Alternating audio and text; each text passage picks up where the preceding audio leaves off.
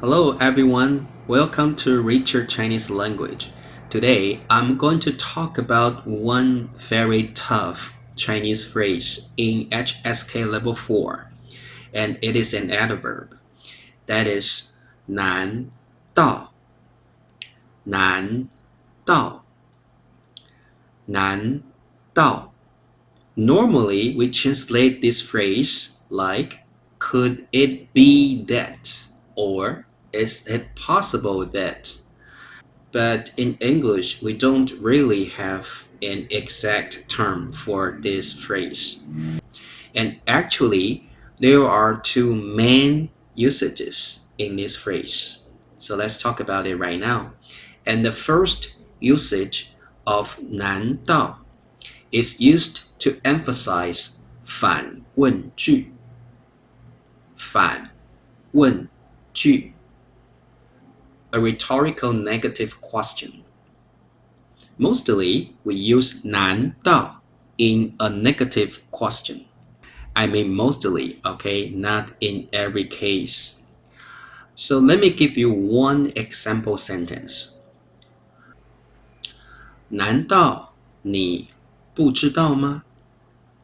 难道你不知道吗？ Don't you know it? But the actual meaning is, I thought that you knew it. The speaker thought the listener should have known it, but the speaker feels surprised because the fact is the listener didn't. So whenever we use 难道, it means the speaker feels surprised or shocked because the fact is not like what he thought to be. And in this case, 难道 can be omitted. So you can also say 你不知道吗？你不知道吗？ You don't need to say 难道 and the tone and the meaning remains the same.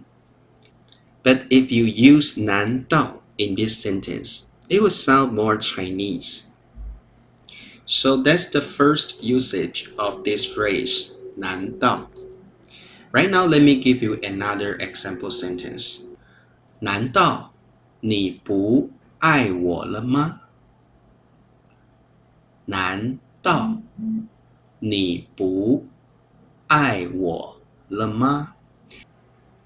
Don't you love me anymore? I thought that you loved me. Okay, so when the speaker said this, it means the speaker thought the listener should have loved him or her, but the speaker feels surprised because the fact is not what he or she thought to be. And once again, we don't really have an exact English term for this Chinese phrase, 难道. So that means we have to practice it a lot to get familiar with it. The second usage of 难道 is to show a tone of assumption after a question. So let me give you one example sentence. 为什么你不吃蛋糕？难道你在减肥？为什么你不吃蛋糕？难道你在减肥？ Why didn't you eat the cake? Could it be that you're losing weight? And in this case, the speaker is expressing a possible reason for his previous question. So his previous question is 为什么你不吃蛋糕? Why didn't you eat the cake? And then after the pause, the speaker is thinking of a reason.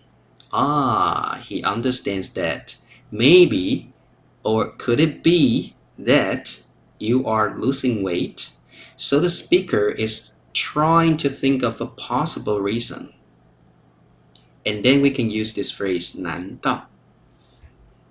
In this second usage, mostly we will ask a question first, and then you think about a possible reason why this person did this, then we can use this phrase 难道. Okay, so let me give you another example sentence. 为什么你不说话？难道你不开心？ Why didn't you say something? Could it be that you're not happy? Once again, the speaker is expressing a possible reason for his previous question. 为什么你不说话？ And the possible reason is 难道你不开心？ Could it be that you're not happy? Okay, so this is the second usage of this phrase 难道.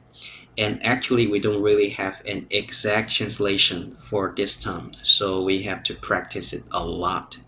So that's the reason why, right now, let me give you some practice. Okay, let's get started. Number 1, 他今天不用上学吗? Okay, I hope you read 难道 by yourself, okay? 他今天不用上学吗? Very good. 难道他今天不用上学吗? Doesn't he have to go to school today? I thought he had to.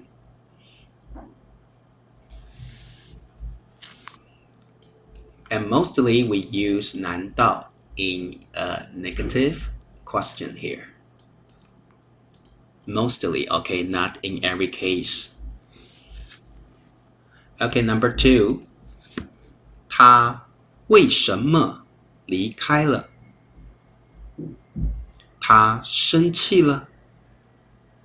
Okay, I hope you read 难道 by yourself. 他为什么离开了?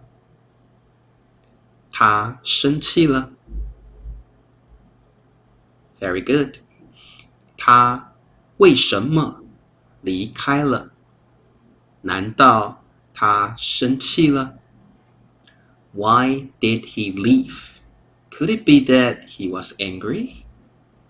And the speaker is expressing a possible reason. Okay, my friends, to sum up, 难道 has 2 main usages. The first one is to emphasize a rhetorical negative question. When you use a Chinese negative question with 吗, you can use 难道 in the beginning of the sentence to stress the tone. And in this case, 难道 can be omitted. And the second usage of 难道 is to express a possible reason for a previous question. For example, 他为什么离开了? 难道他生气了? 难道他生气了 means the speaker is expressing a possible reason for his previous question. Okay, my friends, that's all for today. I hope you like today's lesson. And don't forget to like, share, and subscribe. See you next time. 下次见. Bye bye.